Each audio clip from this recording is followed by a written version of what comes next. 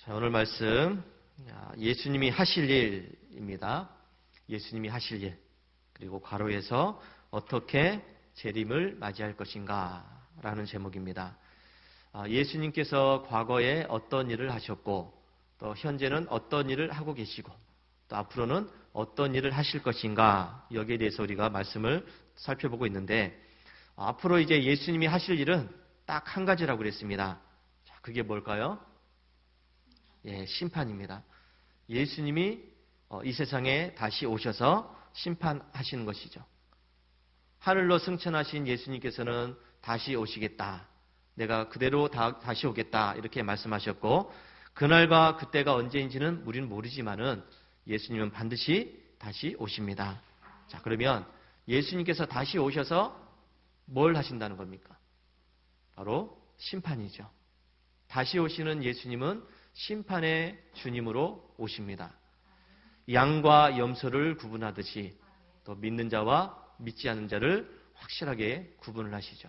그래서 상 줄 사람한테는 상을 주시고, 벌을 내리실 분에게는, 벌 줄 사람에게는 지옥의 형벌을 주십니다. 자, 그렇다면 이제 우리가 해야 될 일이, 역할이 아주 분명합니다. 다시 오시는 주님, 또 심판하시는 주님, 이런 주님을 우리가 맞이해야 되는데, 그럼 나는 어떻게 해야 될 것인가 하는 것이죠. 그 심판의 주님을 내가 어떻게 맞이할 것인가, 이게 지금 우리가 해결해야 될 그런 문제라고 할 수가 있습니다. 주님의 재림을 기다리면서 지옥의 형벌을 기다리는 것이 아니라 영원한 생명을 누리기 위해서 과연 나는 무엇을 해야 될 것인가, 이제 나는 어떻게 살아야 될 것인가, 이걸 이제 우리가 해결해야 될 그런 부분입니다. 자, 그래서 오늘 주님께서 다시 오실 때 잘했다, 착하고 충성된 종아, 이런 우리가 칭찬의 소리를 들어야 될 텐데, 그러기 위해서 우리가 어떻게 주님의 재림을 맞이할 것인가, 이거를 살펴보도록 하겠습니다. 자, 첫 번째, 우리는 이 주님의 재림을 확신하고 또 사모해야 될 줄로 믿습니다. 자, 확신하고 사모하라. 자, 확신이 뭐죠? 확신. 그죠? 이거 다른 말로 하면 그냥 믿는다는 얘기예요. 주님의 재림을 믿어야 된다는 것이죠. 야, 그렇게 될 거야. 그건 틀림없는 일이야. 확실해. 이게 이제 주님의 재림을 기다리는 우리의 확신입니다. 우리가 어떤 일에 대해서 여러분 확신이 없다고 한다면 우리가 그 일을 잘 해낼 수가 없어요. 만약에 이렇게 해봐야 아무런 소용이 없어. 이렇게 내가 열심히 해도 결국은 안 돼. 그러면 그 일은 하나만 하죠. 해도 안 되는 일이니까. 그런데 그 일은 반드시 돼. 잘 될 거야. 좋아질 거야. 확실해. 내가 노력하면, 조금만 더 힘을 다하면 잘 될 거야. 이런 확신이 있으면 내가 어떤 그 일을 할 때 최선을 다해서 할 수가 있습니다. 안 되는 일에 최선을 다하는 것하고 되는 일에 최선을 다하는 것은 완전히 다른 문제죠. 주님의 재림도 마찬가지입니다. 주님께서 다시 오신다. 분명히 다시 오신다 그랬다. 반드시 오신다. 이런 확신을 가진 사람과 이런 확신이 없는 사람은 그야말로 천지차이입니다. 예수님은 반드시 다시 오신다는 재림신앙을 가진 사람과 그렇지 못한 사람은 신앙생활을 하는 것 자체가 다를 수밖에 없죠. 다시 오시는 주님을 맞이하기 위해서 내가 뭘 할 것인가, 어떤 걸 할 것인가, 이걸 아는 사람과 예수님이 오실지 않을지도 모르는데 이런 마음으로 신앙생활을 하는 것은 완전히 다른 문제라는 것이죠. 안 믿어지면 그 사람은 신앙생활을 열심히 할 수가 없습니다. 주님께서 다시 오실 때 내가 행한 대로 갚으리라 말씀하셨는데, 상 줄 사람한테는 상을 주고 벌을 줄 사람은 내가 벌을 내리겠다. 근데 이게 안 믿어져요. 주님께서 다시 오신다고 하면서 그런 얘기를 하셨는데 그게 안 믿어집니다. 그러면 내가 신앙생활 하는 게 무슨 의미가 있겠습니까? 다시 오실 주님을 맞이할 준비가 되지 않았는데. 자, 그래서 우리는 주의 나타나심을 사모하는 모든 자에게, 이런 말씀이 있는데, 그래서 이제 후로는 나를 위하여 의의 면류관이 예비되었다. 주 곧 의로우신 재판장이 그날에 내게 주실 뿐만 아니라 주의 나타나심을 사모하는 모든 자에게 주신다 했습니다. 의의 면류관, 주님께서 다시 오실 때 의의 면류관을 주신다고 했는데, 그러면 다시 오시는 주님을 맞이하기 위해서 의의 면류관을 받기 위해서 내가 확실하게 믿어야 되겠죠. 또한 내가 진실로 속히 오리라 말씀하셨고 하나님의 날이 임하기를 바라보고 간절히 사모하라 이렇게 말씀하셨는데 우리는 이 말씀을 붙잡고서 주님의 오실 날을 다시 반드시 확실히 믿고 간절히 사모해야 될 줄로 믿습니다. 그래서 우리 주님의 재림을 기다리는 우리의 마음 자세가 어떠해야 되냐면 확실히 믿어야 된다는 겁니다. 간절히 사모해야 된다는 것이죠. 자, 두 번째, 주님의 재림이 이제 가까이 왔다는 사실을 우리가 잊지 않아야 됩니다. 여러분, 이거 아주 중요한 문제입니다. 주님의 재림의 날이 가까이 왔다. 이제 다 됐다. 이걸 잊지 않아야 된다는 것이죠. 성경에서는 우리에게 이 주님의 재림의 날이 가까이 왔다. 가까이 왔다. 이 말씀을 계속하고 있습니다. 빌립보서 4장 5절에 주께서 가까우시니라. 베드로전서 4장 7절에 만물의 마지막이 가까이 왔느니라. 이외에도 여러분 성경에서는 주님의 재림의 날이 이제 가까이 왔어. 다 됐어. 준비해. 이런 말씀을 계속하고 있습니다. 이 가까이 왔다. 그러면 가까이 왔다는 이 말씀의 의미를 잘 생각해야 됩니다. 주님께서 오신다. 그래, 내가 확실히 믿어. 분명해. 그런데 그날이 나와는 상관없이 아주 먼 장래의 일이 될 거야. 이렇게 믿으면 안 된다는 겁니다. 주님은 반드시 오시는데, 확실히 오시는데 이제 다 됐어. 곧 오실 거야. 이렇게 믿는 것하고 아니야, 아직 멀었어. 오시기는 오시지만은 나하고는 상관없어. 내가 살고 있는 시대는 상관없어. 이렇게 믿으면 문제가 된다는 것이죠. 이건 올바른 신앙이 아닙니다. 주님의 재림을 기다리는 올바른 신앙이 아니에요. 누가복음 17장에서 노아의 때에 된 것 같이 인자의 때에도 그러하리라. 노아의 때처럼 주님 다시 오시는 그날이 바로 그런 날이 될 것이라고 말씀했는데, 자, 여러분, 그럼 노아의 때가 어떤 때였나? 하나님께서 세상을 아름답게 창조하셨습니다. 그 속에서 사람들이 아주 잘 먹고 잘 살다가 죄를 짓게 되고 하나님과 멀어지게 되고 그러다가 이제 노아의 때가 되었습니다. 노아의 시대가 되었어요. 자, 그런데 하나님께서 세상을 봤더니 사람들의 죄악이 세상에 가득했고 그리고 사람들의 계획과 생각하는 모든 것이 항상 악했다 하는 것을 보시게 됩니다. 하나님이 아름답게 창조하신 이 세상 속에서 사람들이 살아가는데 사람들의 죄로 가득 찼고 사람들이 생각하는 것, 뭐 여러 가지 계획하는 모든 것이 다 악한 일이다. 이걸 이제 하나님 보시게 되었죠. 그래서 노아를 부르셨습니다. 노아야, 세상이 너무 악해졌다. 세상이 너무 죄로 가득 찼다. 그래서 내가 홍수로 세상을 쓸어버리겠다. 그러니 너는 방주를 만들어라. 방주를 만들어서 너만 살아라. 살아나라. 이렇게 말씀하십니다. 자, 여러분, 이때부터 노아가 방주를 만들기 시작합니다. 하나님께서 세상을 그냥 물로써 쓸어버린다고 하시니까, 그래서 방주를 만들려고 하시니까 지금 방주를 만들기 시작을 합니다. 근데 여러분, 노아가 방주를 만드는 것이 얼마나 힘든 일인지를 알아야 됩니다. 여러분, 당시에 방주니까 나무를 잘라야 되는데 산에 올라가서 나무를 잘라야 돼요. 나무를 자르려면 뭐가 있어야 됩니까? 요즘은 전기톱이 있으니까 너무 편하게 자를 수 있잖아요. 근데 이 당시에 전기톱이 어디 있습니까?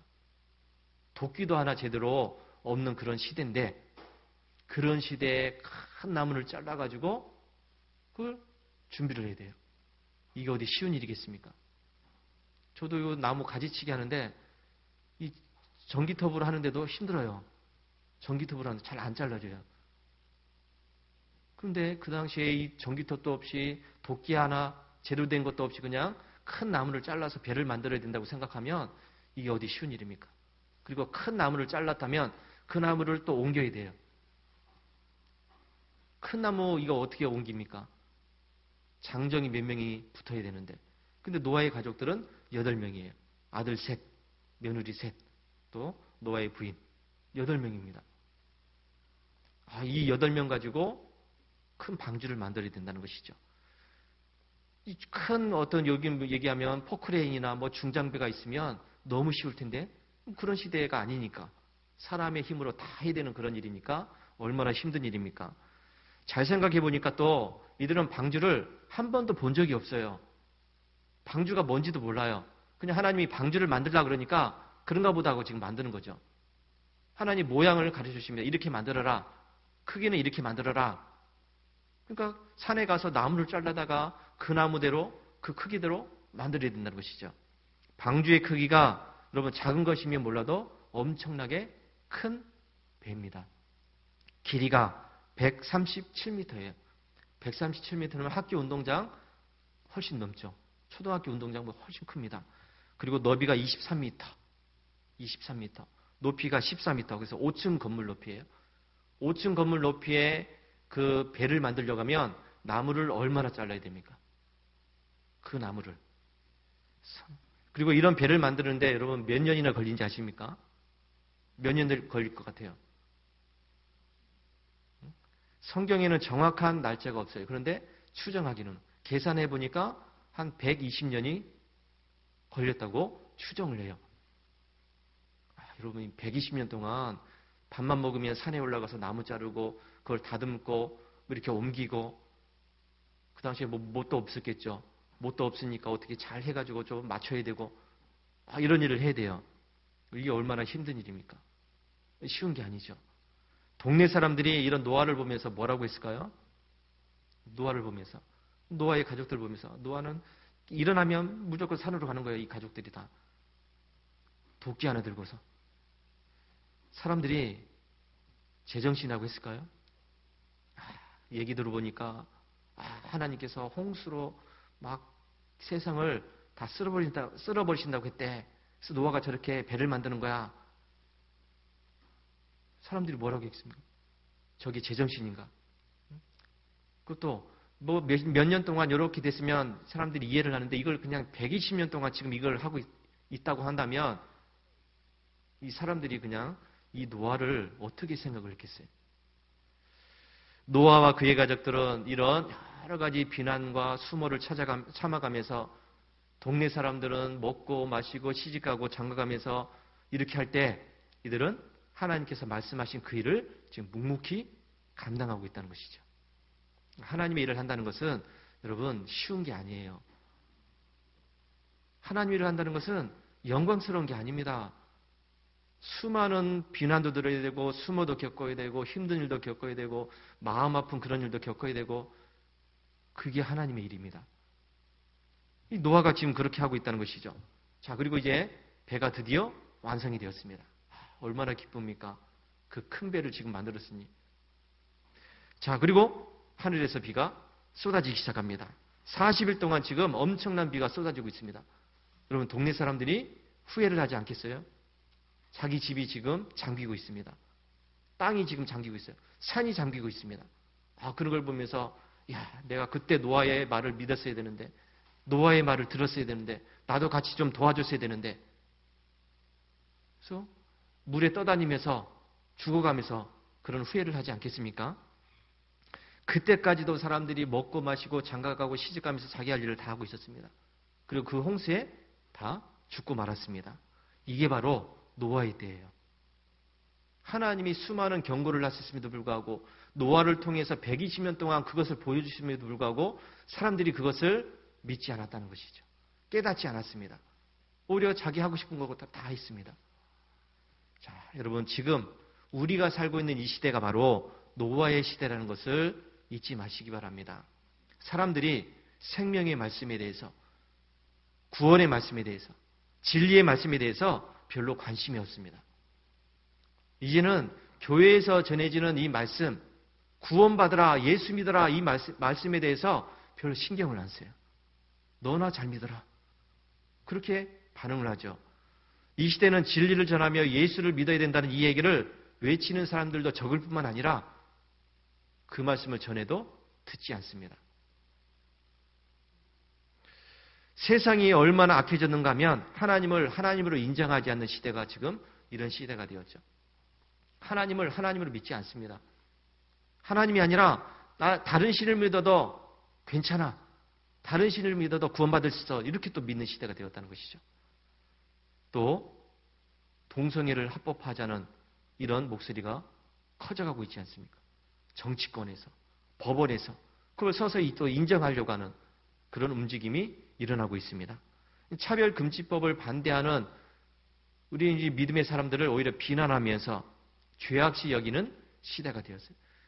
하나님의 말씀에 이건 죄야라고 얘기하면 사람들이 손가락질해요. 그게 왜 죄냐는 것이죠. 동성애가 왜 죄냐는 것입니다. 막 비난을 해요. 여러분, 이런 노아의 시대에 하나님께서는 반드시 심판하신다고 하셨습니다.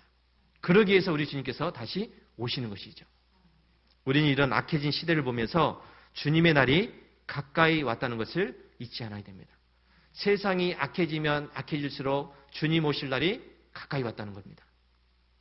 주님이 곧 오신다는 것이죠. 그래서 이 노아가 사람들의 비난에도 불구하고 묵묵히 방주를 만들었듯이 우리는 사람들의 뭐라고 해도, 세상 사람들이 뭐라고 해도 거기에 미혹되면 안 됩니다. 거기에 넘어가면 안 돼요. 그래서 오로지 믿음의 길로 묵묵히 걸어가야 될 줄로 믿습니다.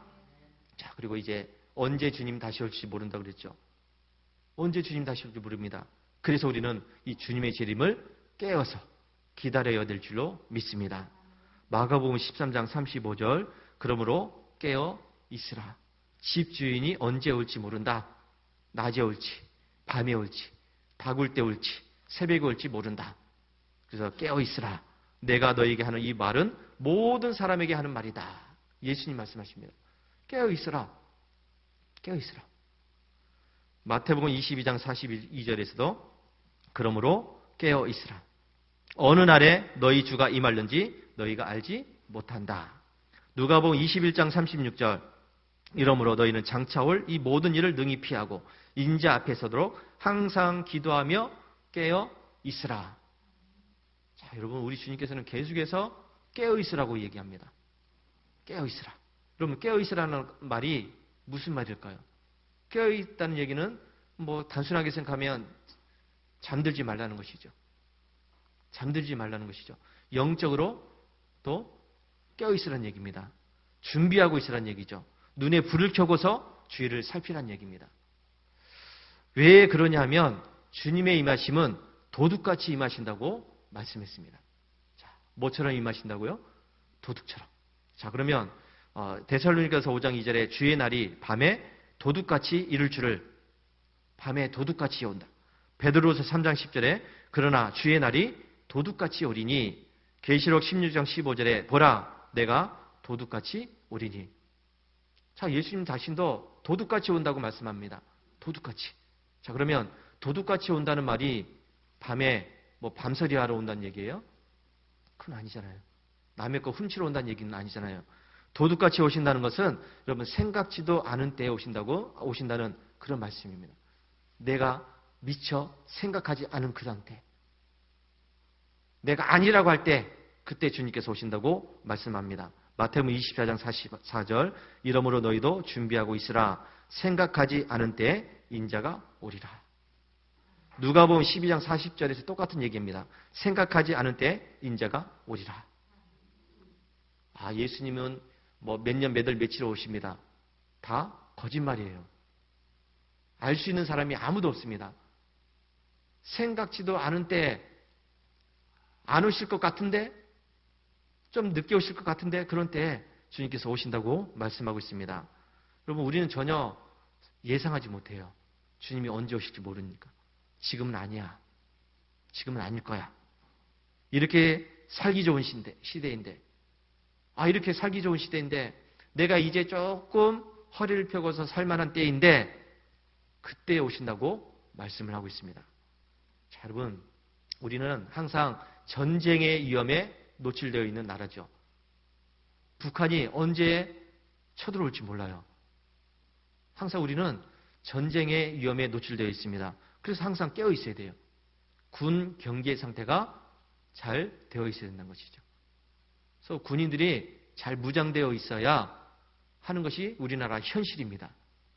또 우리 옛날에는 제가 이제 민방위 훈련도 했습니다. 한 달에 한 번씩 매월 15일에 했죠. 15일에 뭐 사이렌 맹 울리면 밖에 나가지도 못하고 집에 이제 있든지 학교에 있든지 회사에 있든지 뭐 방공시설에 들어가 있든지 뭐 이렇게 해야 돼요. 근데 요즘은 그거 안 하잖아요. 민방위 훈련. 그러니까 옛날에는 이게 사이렌 울리니까 늘 그걸 생각했어요. 늘. 유사시에는 문제가 터졌을 때는 이렇게 해야 되는구나. 그렇게 이제 알고 있는데 요즘은 안 하니까 몰라요, 그걸. 경각심이라는 것이 없어졌죠. 무덤덤해졌습니다. 그래서 북한에서 뭐 풍선을 날린다, 미사일을 쐈다, 뭐 이래도 그때뿐이고 그냥 무감각이에요. 뭐 그런가 보다. 그러고 이제 많은 거죠. 위기의식을 못 느끼고 있는 것입니다. 이 주님의 재림을 우리가 그렇게 맞이하면 안 돼요. 언제 다시 오실지 모르는 주님을 기다리면서 우리는 항상 깨어 있어야 될 줄로 믿습니다. 지금 당장 오신다고 해도 내가 아멘 주 예수여 어서 오시옵소서 하면서 기쁨으로 맞이할 수 있는 그런 준비가 있어야 된다는 것이죠. 그게 깨어 있는 겁니다. 언제든지 오실 때 아멘 주님 어서 오시옵소서 기다렸습니다 하면서 그게 맞이할 수 있는 것이 깨어 있는 겁니다. 자, 그러기 위해서 우리는 주님의 재림을 준비하고 있어야 될 줄로 믿습니다. 자, 준비해야 됩니다. 자, 이제 겨울이 이제 다가오니까 월동 준비를 해야 되죠. 월동 준비. 두꺼운 옷도 이제 꺼내서 입어야 되고, 김장도 이제 준비해야 되고, 그리고 이제 보일러에 기름도 채워놔야 되고. 차 운전하신 분은 차량 관리도 하면서 타이어도 이제 바꿔놓고, 뭐 어떻게 이제 해야 되죠. 이것처럼 주님의 재림을 준비하라는 것은 주님께서 천사들의 나팔 소리와 함께 구름을 타고 오실 때 그때서야 야 이제 오시는구나 부랴부랴 준비하는 것이 아니라 준비하라는 것은 지금부터 미리미리 준비하라는 말씀이에요. 미리미리 하라는 얘기죠. 여러분 마태복음 25장에 열처녀 비유라는 것이 있습니다. 열처녀 비유. 자, 천국은 마치 등을 들고 신랑을 맞으러 나간 열처녀와 같다 그랬습니다. 자, 뭘 들고 갔다고요? 등을 들고. 등불입니다. 밤에 오니까. 밤에 신랑이 이제 오니까 이 신랑을 기다리던 처녀들이 10명의 처녀들이 등불을 준비해서 신랑을 맞으러 나갔다는 이야기예요. 자, 한 남자와 한 여자가 이제 결혼하기로 약속을 했습니다. 약혼이에요. 결혼하기로 약속을 했습니다. 그래서 이제 신랑은 신부와 함께 살 집을 마련하기 위해서 자기 집에 가서 이제 집을 준비하고 있습니다. 집을 만들고 있어요.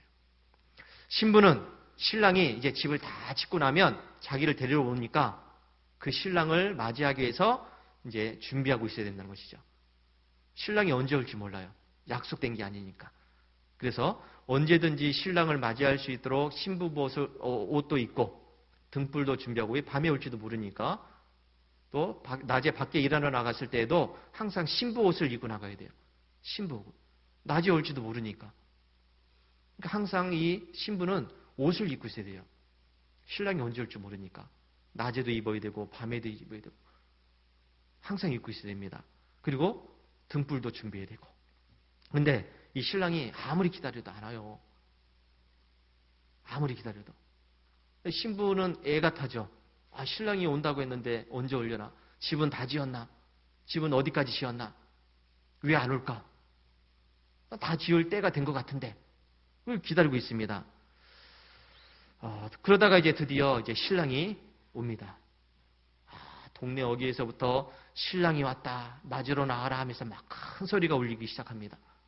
자, 밤에, 이 한밤에 잠을 자고 있던 이 신부들이 소리를 듣습니다. 신랑이 왔다는 소리를 듣고서. 부랴부랴 일어났습니다. 그리고 등불을 준비하죠. 이제 밤이니까요. 등불을 켭니다. 그리고 신랑을 맞으러 하러 나갔어요. 근데 어떤 신부들은 잘 준비가 되어 있어요. 등불도 준비하고 또 기름도 잘 준비했기 때문에 그날 오는 신랑을 맞이할 수 있었습니다. 밝게 불을 켜고서. 근데 어떤 신부는 그날따라 기름이 똑 떨어지고 말았어요. 불을 켜려고 했더니 안 켜져요. 기름이 없으니까. 큰일 났습니다. 신랑을 맞이하러 못 나갑니다. 기름을 준비했던 이런 신부들, 등불을 켰던 신부들은 신랑을 맞이하면서 기쁨으로 이제 잔치집에 들어갔습니다. 문을 닫아버렸어요. 그런데 기름이 똑 떨어져서 준비하지 못했던 신부들은 어떻게 할 수 없어요. 기름을 그 밤에 어디 가서 살 수도 없고 겨우겨우 기름을 어쨌든 준비했습니다. 뒤늦게 잔치집에 갔어요. 닫힌 문을 아무리 두드려도 이제는 그 문이 열려지지 않습니다. 이게 열처녀 비유예요. 준비하라는 것이죠. 언제 올지 모르는 그 신랑을 신부들이 준비함, 기름을 준비하듯이 그렇게 준비해서 신랑을 맞는 것이 열처녀 비유예요. 그래야 잔치집에 들어갈 수 있다는 것이죠. 그러니까 우리도 주님이 언제 오실지 모르니까 미리미리 준비하라는 겁니다. 자, 그렇다면 우리는 뭘 준비해야 되죠? 열처녀 비유에서는 등불, 기름, 이걸 준비하라고 그랬습니다. 이 신천지에서는 이 기름을 이만이라고 그래요. 기름 파는 자도 이만이, 신랑도 신랑 예수님이니까 이렇게 해서 다 자기라고 그래요. 자기를 맞이해야 된다. 말도 안 되는 지금 소리를 하고 있습니다. 여러분, 그러면 우리는 이제 뭘 준비해야 되죠? 열처녀들은 기름을 준비했다고 그랬습니다. 이 시대에 우리가 준비해야 될 기름이 뭡니까? 내가 준비해야 될 것, 내가 천국에 가기 위해서 준비해야 될 것은 다른 게 없습니다. 딱 한 가지만 준비하면 돼요. 그게 뭡니까? 믿음입니다. 주님께서 다시 오실 때 내가 준비해야 될 것은 주님을 향한 나의 믿음이에요. 흔들리지 않는 믿음, 변하지 않는 믿음을 준비해야 될 줄로 믿습니다. 신앙생활이라고 하는 것은 처음에 출발했으면 끝까지 가는 겁니다. 중간에 근데 멈추는 사람들이 있습니다. 변하는 사람들이 있습니다. 왜 멈추느냐? 이런저런 세상의 시련과 고난과 환난으로 넘어지기도 하고요. 세상이 좋아서 세상으로 떠나가기도 하고 때로는 하나님보다 더 그럴싸한 것을 찾아서 떠나기도 합니다. 여러 가지가 이유가 있어요. 중간에 믿음을 버린 사람들, 멈추는 사람들. 중간에 신앙생활을 버리고 교회를 안 다니고 자기 혼자 어떻게 하겠다 하면서 떠난 사람들이 있습니다. 결국 중간에 멈추는 사람들은 참된 길이요 진리요 생명이신 주님을 만나지 못한 것이죠. 신랑에 대한 확신이 없다는 겁니다. 주님을 향한 그 믿음이 변해버렸기 때문에, 식어버렸기 때문에, 또 그 믿음이 더러워졌기 때문에 떠난 겁니다. 교회를 떠난 것이죠. 주님 오실 때까지 내가 가진 이 믿음을 그래서 여러분 끝까지 지킨다는 것은 결코 쉬운 게 아니에요. 주님 다시 오실 때까지 내가 가진 이 믿음을 끝까지 가진다는 건 쉬운 게 아닙니다. 참 보세요. 교회는 열심히 다닙니다. 그런데 잘못된 교회를 믿고 있고 잘못된 믿음으로 어긋나는 사람들이 있죠. 교회라고 그럽니다. 다닌다고 그래요. 근데 잘못된 걸 믿고 있어요. 교회에서 열심히 충성하고 봉사한다고 그럽니다. 그런데 자기의 열심을 가지고 자기의 의로움을 가지고 그렇게 하는 사람들이 있습니다. 믿어야 될 것을 믿지 않고 잘못된 것을 믿으면서 그것을 진짜처럼 여기는 사람들이 있기도 하죠. 잘못된 믿음들입니다. 저와 여러분들이 가진 믿음은, 즉 예수 그리스도의 이름으로 구원받은 이 믿음은 절대로 변하면 안 된다는 것을 믿으시기 바랍니다. 아니, 세상 사람들이 다 그렇게 하니까 어쩔 수 없어 따라가야지. 시대가 변했으니까 나도 그렇게 따라가야지. 어떻게? 세상 사람들이 다 그렇게 하니까, 시대가 그렇게 가니까 나도 따라가야지. 이거 잘못된 믿음이에요. 세상을 따라가는 믿음은 안 됩니다. 사람들을 따라가는 믿음은 안 돼요. 시대를 따라가는 믿음은 안 됩니다. 우리는 오직 예수 그리스도만을 따라가야 된다는 것을 기억하시기 바랍니다. 성경에서 말씀하고 있는 그 예수님을 따라가야지 사람들이 이렇게 믿는 예수님, 사람들이 저렇게 믿는 예수님을 따라가서는 안 돼요. 요즘 시대가 그래요. 사람들이 주장하는 그 예수, 하나님 믿다 보니까 동성애도 괜찮아. 이게 무슨 죄냐. 이렇게 이제 나오는 거예요. 성경이 시대마다 바뀌어야지. 구원의 방법도 바뀌어져야지. 이러면서 성경을 믿지 않고 더 이상 성경에서 말씀하고 있는 것 진리를 변해가는, 완전히 바꿔버리는 그런 사람들이 있어요. 거기에 따라가면 안 되겠죠. 성경에서 말씀하고 있는 하나님을 믿어야 되고 성경에서 말씀하고 있는 예수님을 믿어야 되는데 시대에 따라서 바뀌어져야지. 상황에 따라 바뀌어져야지. 세상 사람들이 그렇게 다 생각하니까 성경 말씀에서 바뀌어져야지. 완전히 사입입니다. 잘못된 거예요. 그러니까 그런 사람들이 동성애를 찬성하면서 차별금지법 왜 반대하느냐 막 그러면서 비난하고 그러는 것이죠. 주님 오실 때 우리가 변하지 않는 그 믿음으로 잘 준비가 되어져 있어야 우리가 잔치집에 들어갈 수 있다. 천국에 들어갈 수 있다는 것을 잊지 마시기 바랍니다. 베드로전서 1장 5절에 이렇게 이야기합니다. 너희는 말세에 나타내기로 예비하신 구원을 얻기 위하여 믿음으로 말미암아 하나님의 능력으로 보호하심을 받았다. 말세에 구원을 받기 위해서 믿음으로 이렇게 말씀합니다. 그러면서 너희 믿음의 확실함은, 자, 오늘 읽은 말씀이죠. 너희 믿음의 확실함은 불로 연단하여도 없어질 금보다 더 귀하여 예수 그리스도께서 나타나실 때 칭찬과 영광과 존귀를 얻게 하실 것이다. 그러니까 이 믿음이 있어야 예수님께서 다시 오실 때 그 주님을 맞이할 수 있다는 것이죠. 그래서 마지막 9절 말씀에는 믿음의 결국 곧 영혼의 구원을 받음이라. 내 믿음이 확실해야 영혼의 구원을 받는다고 말씀하고 있습니다. 시대마다 따라가는 그 믿음, 사람에 따라가는 믿음, 상황에 따라가는 믿음, 사람들이 다 그렇게 생각하니까 나도 그렇게 따라가야지 하는 이런 믿음은 결국은 불에 태워져서 없어져 버릴 그런 믿음이에요. 아무런 가치가 없는 믿음입니다. 내가 예수님을 향한 확실한 믿음을 가지고 있어야 주님께서 다시 오실 때 이 믿음으로 천국에 갈 수 있는 겁니다. 그래서 여러분, 저와 여러분들이 이제 주님 오실 날 준비해야 될 것은 다른 게 아니에요. 변하지 않는 믿음을 가지고 있어야 됩니다. 세상 풍파에 흔들리지 않는 믿음이 있어야 된다는 것이죠. 사람들이 이랬다 저랬다 하는 그 말에 흔들리지 않는 믿음이 있어야 주님 오실 때 내가 그 주님을 맞이할 수가 있습니다. 여러분, 이 믿음을 끝까지 지키시기 바랍니다. 힘들어도 지키시기 바랍니다. 고난이 와도 지키시기 바랍니다. 어려움이 있어도 지키시기 바랍니다. 노아가 120년 동안 흔들리지 않고 그 배를 만들었듯이, 그 방주를 만들었듯이 우리도 그런 믿음으로 그 방주를 준비해야 된다는 것이죠. 그래서 주님 다시 오실 때 주님과 함께 하늘의 기쁨을 누릴 수 있는 우리 성도들이 되시기를 주의 이름으로 축원합니다. 할렐루야.